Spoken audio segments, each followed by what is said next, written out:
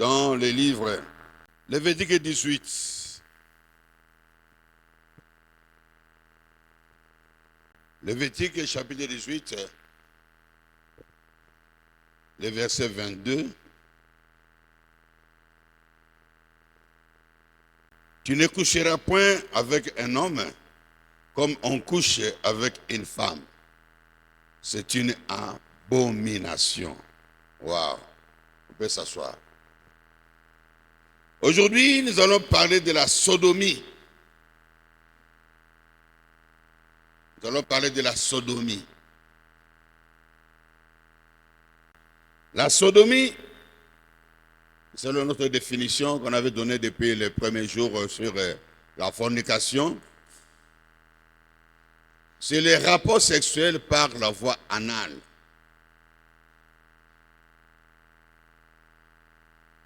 Par la voie anale, par derrière.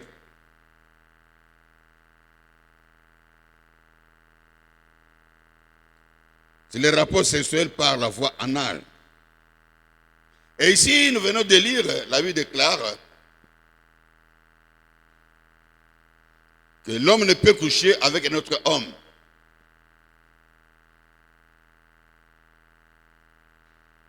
Comme s'il couchait avec une femme. Parce que les rapports sexuels, selon Dieu, c'est entre un homme et une femme par des voies naturelles qu'il avait créées lui-même.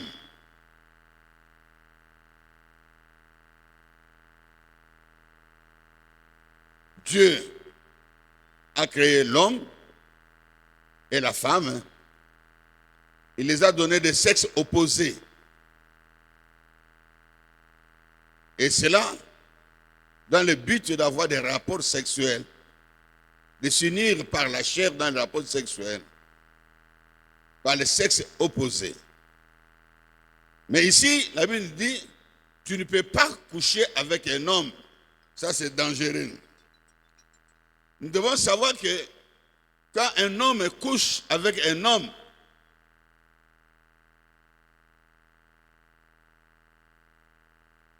la Bible déclare, c'est une abomination. Abomination veut dire quoi? Ça, c'est grave déjà. C'est ce qui est en horreur.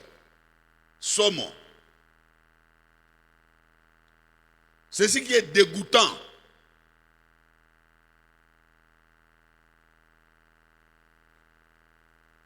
C'est ce qui est répugnant. Je ne sais pas s'il comprend la signification de tout cela. Horreur, dégoûtant, répugnant. Ce qui est dégoûtant, ce qui est répugnant, tout le monde fuit. Tout le monde, personne ne peut s'en approcher.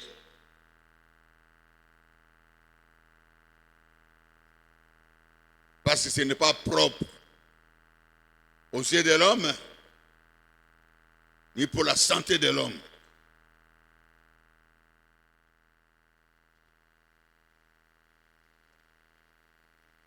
Dieu a créé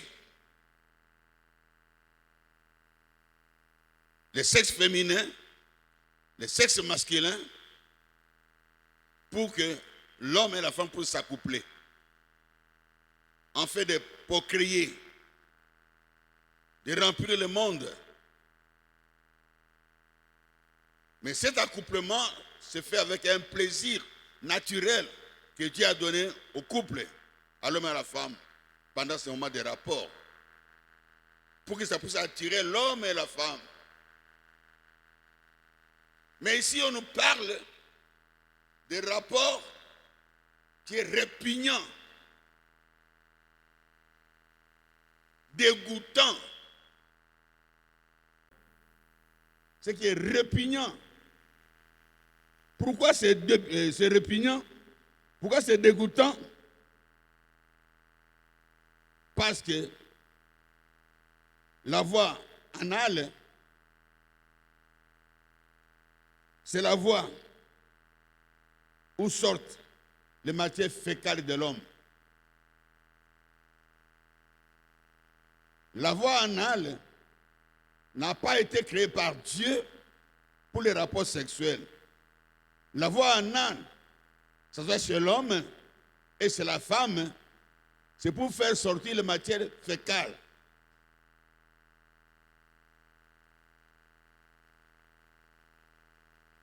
La voie anale, anatomie, on appelle anus. Les rapports sexuels par l'anus. Quand je dis anal, peut-être beaucoup ne comprennent pas anal veut dire quoi. C'est par l'anus.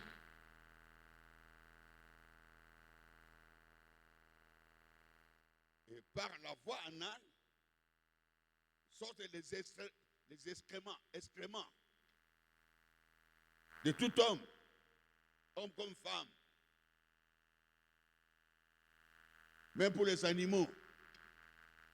Les excréments c'est quoi? Excréments, communément, on appelle ça caca. À Lingala, je ne sais pas comment vous appelez ça. C'est les caca.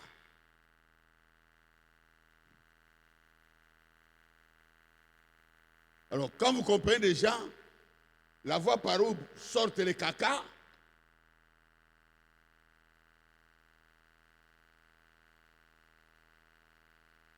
oh, bien-aimé,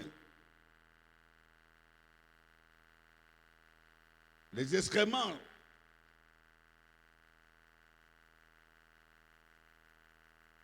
c'est quelque chose qui sent d'abord mauvais,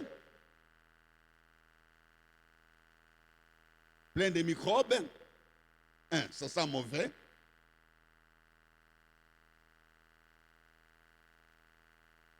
Si on jetait les excréments ici devant nous, ou au milieu de nous, tout le monde va fermer les nez ou bien tout le monde va fuir.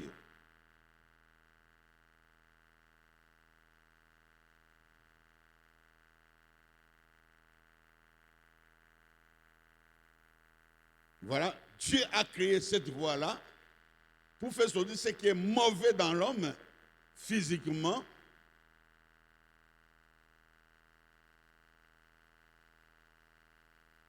Mais l'homme transforme cette voie-là pour une voie sexuelle. Et ça se fait entre des hommes,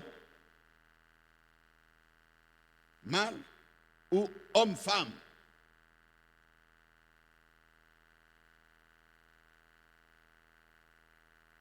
Tout homme, toute femme qui pratique les rapports sexuels par la voie anale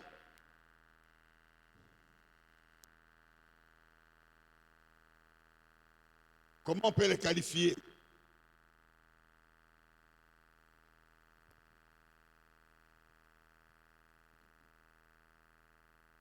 Je ne sais pas si tu as une qualification à lui donner. Il n'y a pas de mots, il n'y a pas de qualification à lui donner. Si le plan humain par rapport à un homme normal,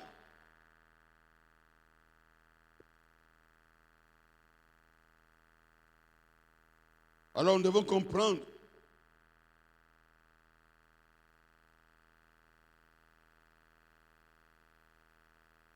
à part ce que Dieu a mis comme voie pour faire sortir les matières fécales, les excréments ou les caca,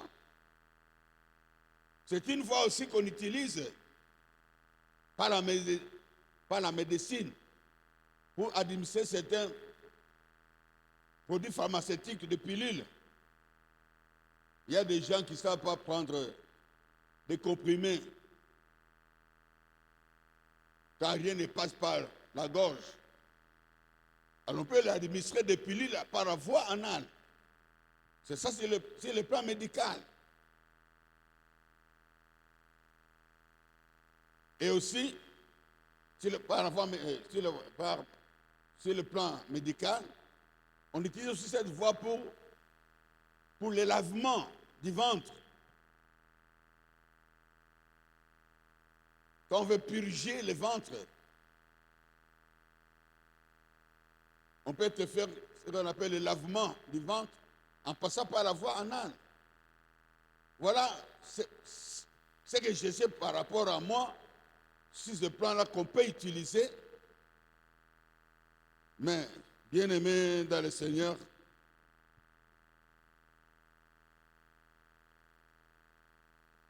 comme nous avons dit dès les premiers jours, on a enseigné sur le domaine de la fornication. L'homme préfère utiliser cette voie pour forniquer, pour coucher avec un autre homme ou avec une femme. C'est mauvais et c'est dangereux. Un homme qui couche avec une autre personne par la voie anale, moi je considère ça comme le dérèglement. Le dérèglement. Le dérèglement, c'est le fonctionnement anormal. Sa tête ne fonctionne pas bien. Il est déréglé. Quand on ne règle pas les vis ou les boulons de quelque chose, ça s'abîme. Donc la tête de cet homme est déréglée, n'est pas normale.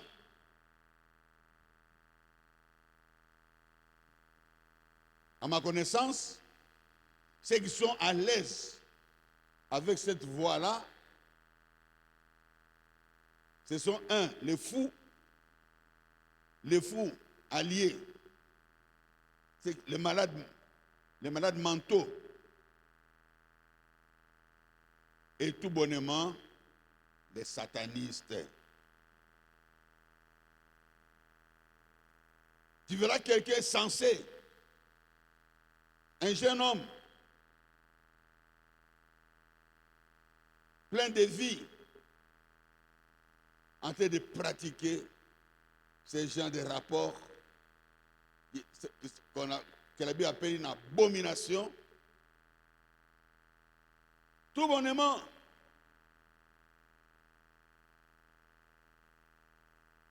Lui, ce n'est pas un fou. Ou une femme qui accepte qu'on puisse l'avoir par derrière.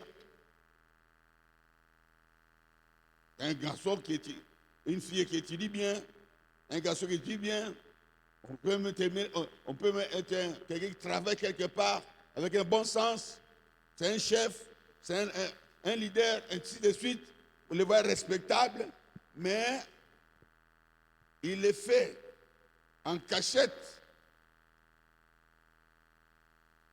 Celui-là, il n'est pas déréglé.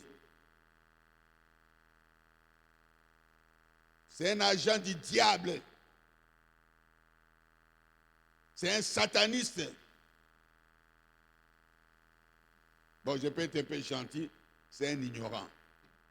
Voilà pourquoi beaucoup qui ne savaient pas que cette voie, c'est une voie abominable.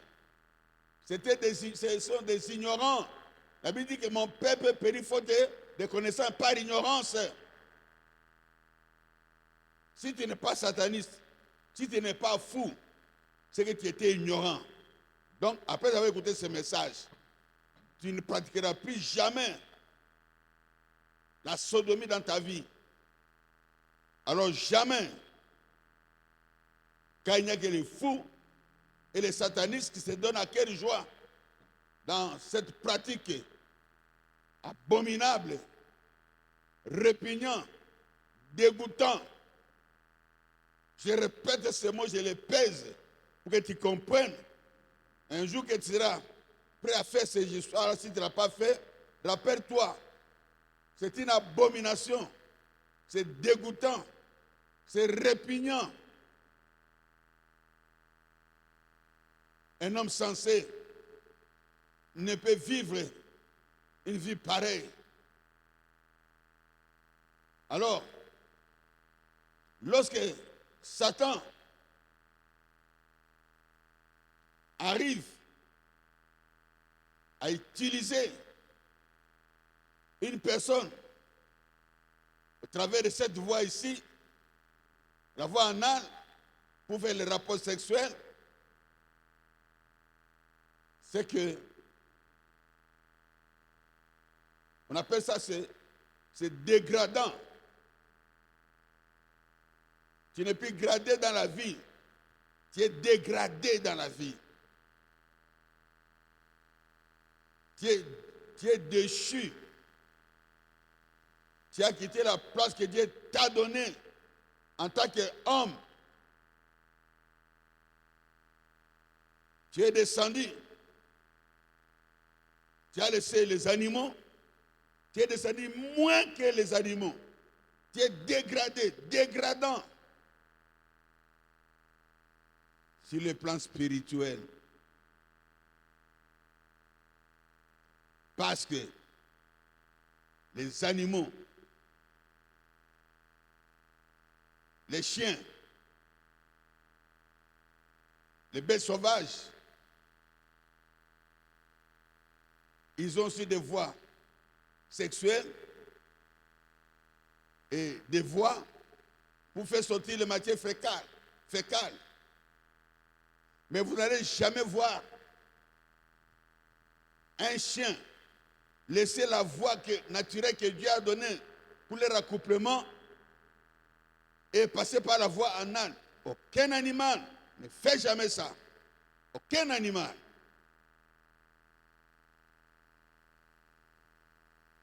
Et il ne se trompe jamais.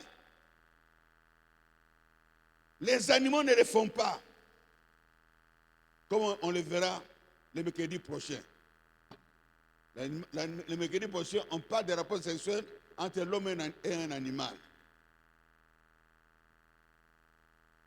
Mais aujourd'hui, nous parlons de la sodomie. Les animaux ne passent jamais par cette voie-là. Mais il n'y a que les hommes qui le font parce que Satan les a fait déchoir sur le plan mental et spirituel.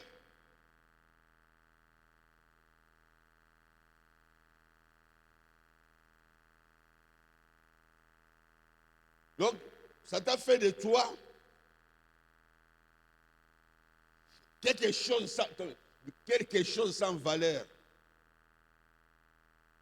Dieu a dit ceci: créons l'homme à notre image et à notre ressemblance. Et qu'il règne, ne peut régner dans le bon sens que celui qui a l'Esprit de Dieu. Celui qui a l'Esprit de Dieu, il est doté de l'intelligence et de la sagesse. Les animaux n'ont pas l'intelligence ni la sagesse, mais ils ne pratiquent pas la sodomie. Mais un homme créé à l'image de Dieu fait même ce que les animaux ne peuvent pas faire.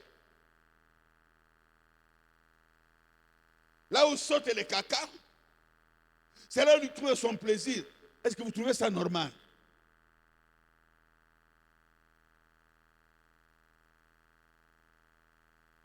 Qui peut toucher au caca comme ça et se promener dans la maison ou en cours de route?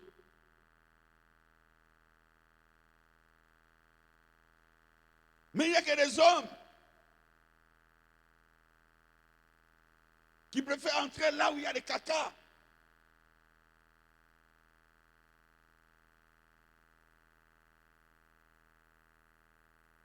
Donc Satan fait de l'homme un homme déréglé. Oui, déréglé. C'est pour se moquer de Dieu. La sodomie, c'est un acte qui pousse l'homme, qui pousse Satan à se moquer de Dieu. C'est la seule manière que Satan a trouvée pour se moquer de Dieu. Tu m'as vaincu là-bas au ciel. Tu t'es créé.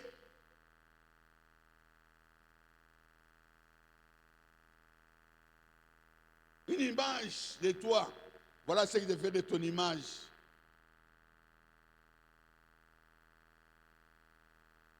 Quand tu fais la sodomie, ça fait mal à Dieu. Je répète, ça fait mal à Dieu.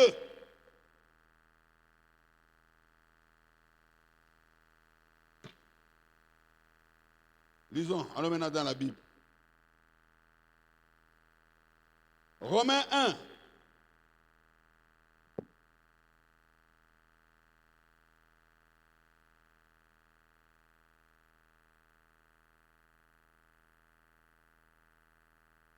Romains chapitre 1er.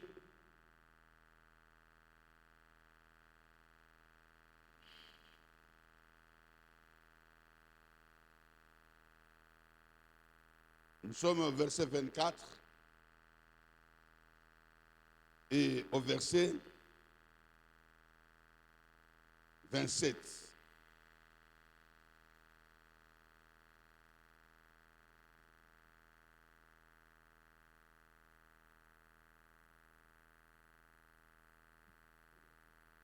Je vais lire.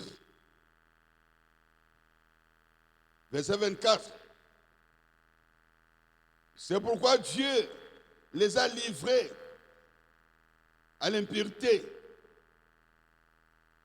selon les convoitises de leur cœur, en sorte qu'ils déshonorent eux-mêmes leur propre corps. 27.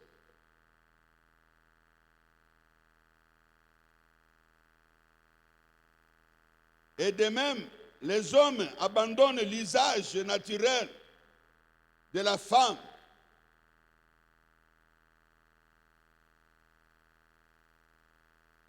et se sont enflammés dans leurs désirs les uns pour les autres,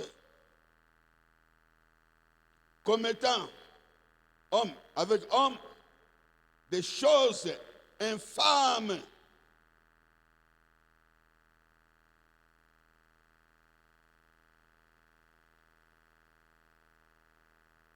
En recevant en eux-mêmes les salaires méritant leur égarement. Ici, on nous parle des désirs qu'on trouve dans l'homme.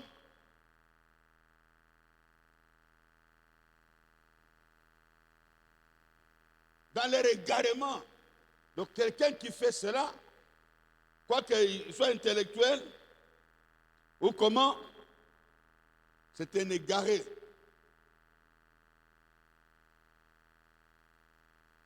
C'est la Bible qui le dit.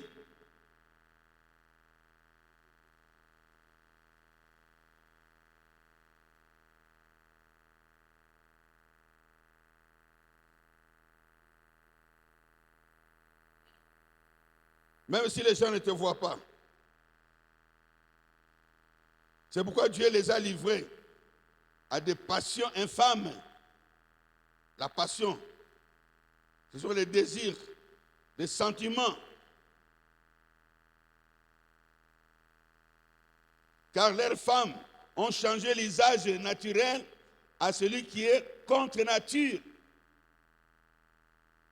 Quand une femme se marie, même si c'est ton mari, il y a des périodes où les femmes ne savent plus par rapport à l'écoulement du sang de leur bas-ventre.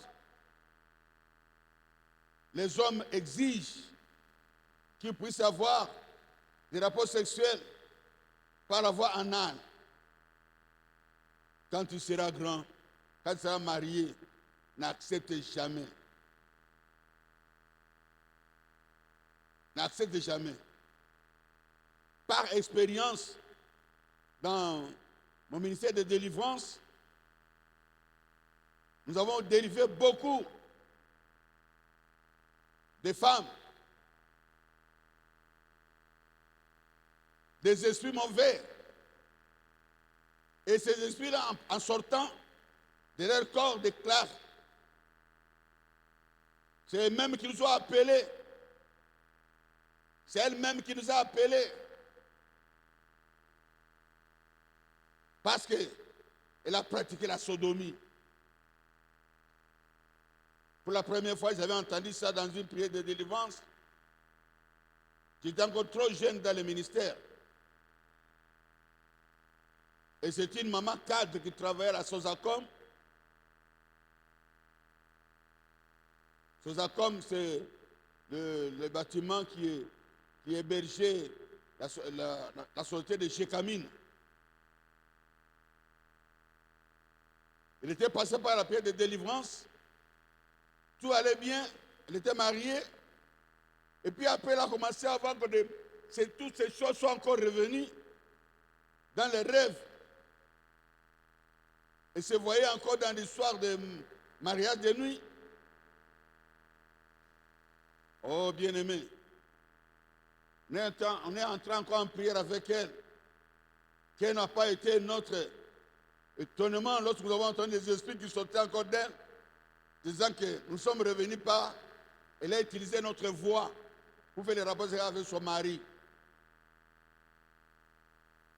On s'est dit, oh, cette maman peut faire des choses comme ça. Et quand elle est revenue dans ses bons sens, on lui a posé la question. Elle dit, mais je le fais jouer avec mon mari lorsque je ne sais pas faire normalement, parce qu'il est interdit qu'une femme, quand elle est dans ces périodes, ne peut aller avec un homme, c'est indiqué dans Lévitique 18. Ne peut aller avec un homme. Alors pour ne pas froisser mon mari, et voilà ce qu'elle nous dira. Parce que la Bible déclare que la femme ne peut pas refuser avec son corps. La femme ne peut pas refuser avec son corps, c'est pour l'homme. La femme ne peut pas refuser avec son corps, c'est pour la femme. L'homme ne peut pas refuser, c'est pour la femme. La femme ne peut pas refuser, c'est pour... Donc le corps de la femme appartient à son mari. Il peut en disposer quand il veut. Le corps de la femme le mari appartient à sa femme. Il peut en disposer quand il veut, sauf 1 Corinthiens 7. Je vais vous lire ce passage-là. C'est important. Je ne comprends pas pourquoi cette sœur Marie qui priait pratiquait ça. 1 Corinthiens 7, verset 4 à 5. La femme n'a pas autorité sur son propre corps, mais c'est le mari. Et pareillement, le mari n'a pas autorité sur son propre corps, mais c'est la femme. Maintenant, écoutez le verset 5. Ne vous privez point l'un de l'autre, si ce n'est d'un commun accord, pour un temps, afin de vaquer à la prière, puis retournez ensemble de peur que Satan ne vous tente par votre incontinence. Et donc quand l'homme et la femme sont mariés, l'homme n'a pas le droit de refuser avec son corps car la femme a besoin de lui. Mais maintenant, la femme ne peut pas refuser avec son corps quand l'homme a besoin. Et l'homme ne peut pas refuser quand la femme en a besoin. Le seul point qui peut pousser l'homme marié et la femme mariée à ne pas s'accoupler, c'est pour des raisons de prière et d'un commun accord. Quand on dit non, moi je suis un peu, non, je refuse.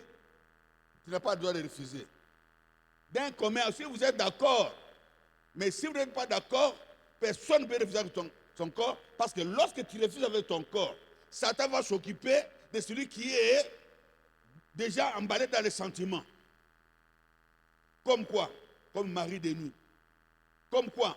Comme pousser voir les autres femmes ou les autres hommes à l'extérieur pour pouvoir se satisfaire.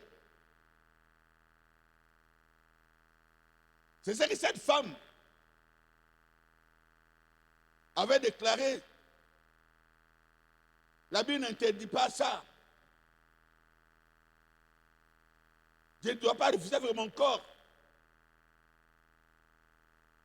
Mais on lui a fait voir que si pendant la période des règles, on ne peut pas avoir de rapports sexuels, alors Tu ne peux pas aussi faire par la voie répugnante. C'est une abomination.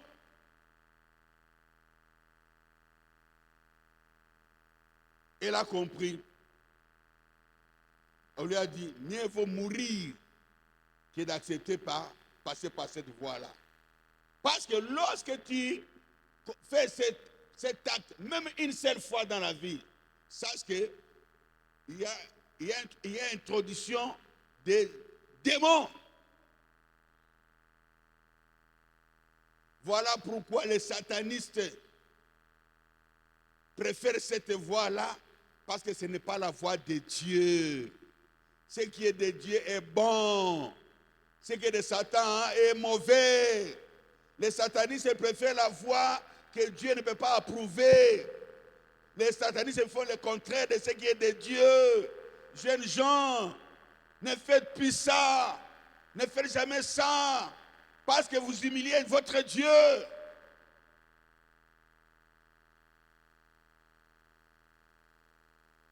Même si c'est ton mari, même si c'est ta femme qui te pousse à faire ça, refuse.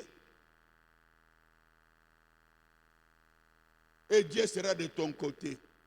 Le mari peut te menacer demain quand tu seras marié. C'est bien, vous les gens, mieux vaut éduquer une jeunesse. Quand vous allez grandir, vous serez des gens bénis.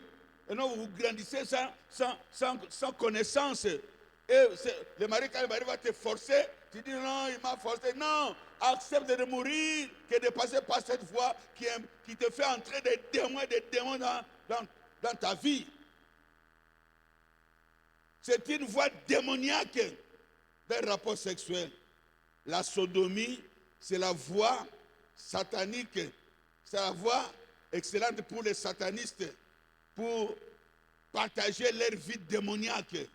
Et les humains qui sont envoûtés, qui sont des esclaves de Satan, ne peuvent faire que par cette voie-là. Ils aiment cette voie-là plus que la voie naturelle, plus que la voie de Dieu.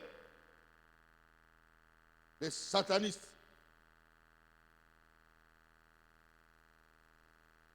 Dieu nous a donné l'intelligence.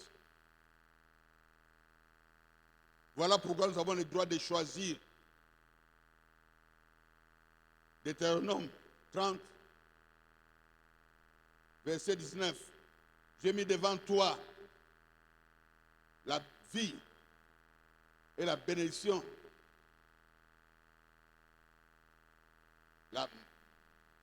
La mort et la malédiction. Choisis. Non, mon mari m'a dit, non, il m'a dit, si je me donne beaucoup d'argent. C'est ce qui s'est fait à Dubaï. Beaucoup de nos sœurs, même des garçons, ils vont à Dubaï pour avoir de l'argent en utilisant cette voie satanique. Ils sont imbibés de démons. Et il faut même plus que ça. On les fait même manger les caca des gens de Dubaï.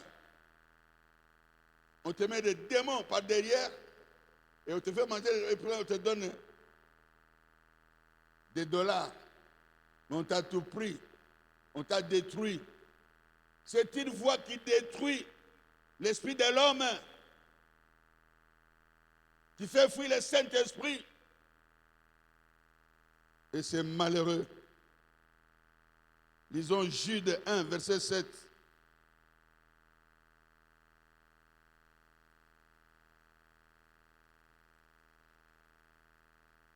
Jude, c'est dans le Nouveau Testament. Vers la fin. Avant Apocalypse.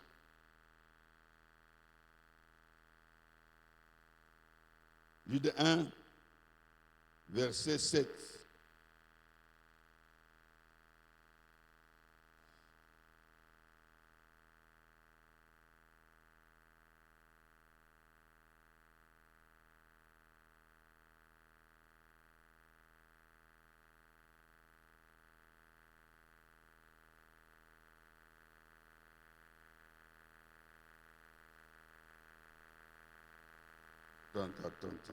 Ok.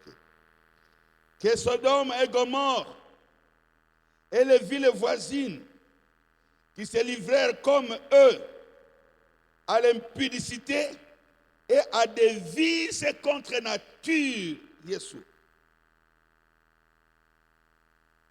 sont donnés en exemple, subissant la peine d'un feu éternel. Des vices contre nature, la sodomie, c'est parmi les vices contre nature.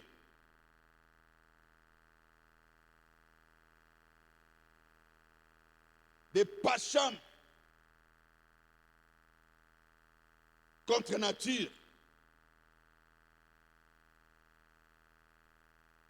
C'est ça la sodomie. C'est le vice contre nature.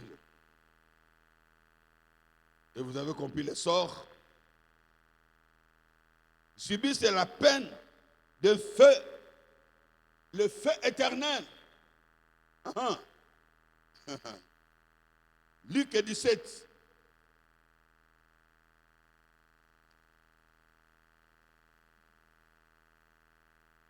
Luc 17, verset 29.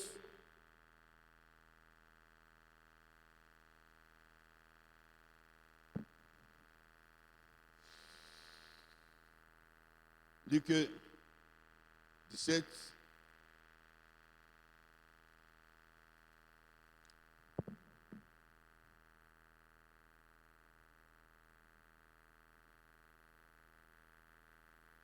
Ah, mon téléphone me fait encore des blagues ici.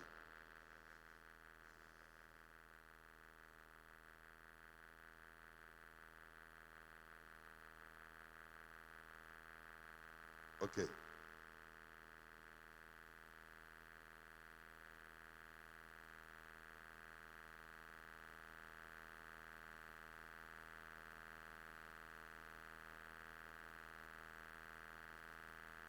Mais le jour où Lot est sorti de Sodome, une pluie de feu et de soufre tomba du ciel et les fit tous périr. Donc lorsqu'on commet la sodomie,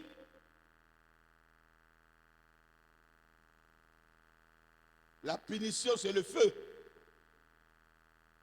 Ta vie est détruite par le feu. Pourquoi? Tu ne mérites pas de vivre. Quand le feu descend, ça brille, ça détruit tout. Ça te détruit. Non, homme Dieu, moi j'ai déjà fait une fois, plusieurs fois, mais je ne suis pas détruit. Tu es détruit spirituellement. 2 Pierre 2, verset 6. Je m'excuse, je vais vite parce que le temps est déjà passé.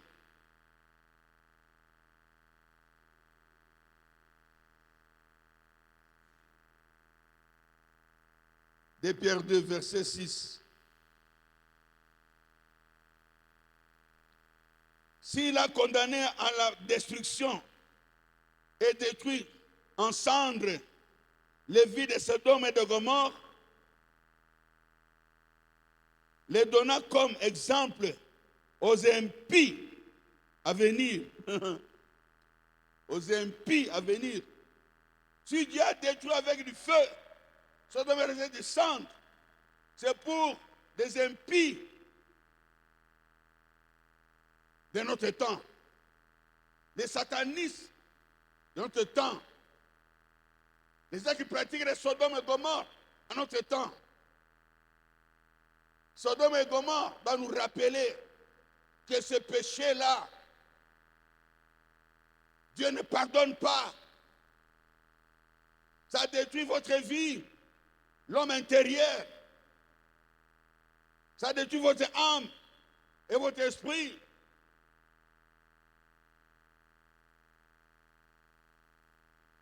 Genèse 19, verset 24.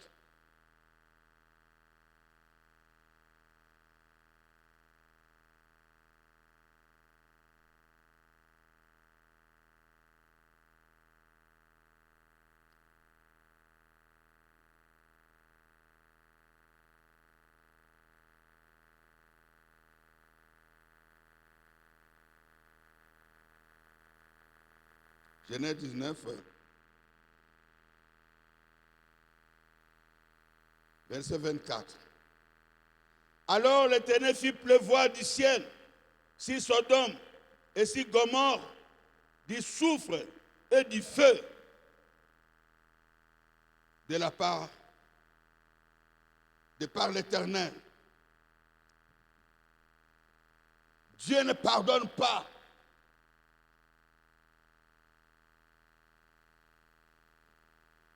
le péché de Sodome.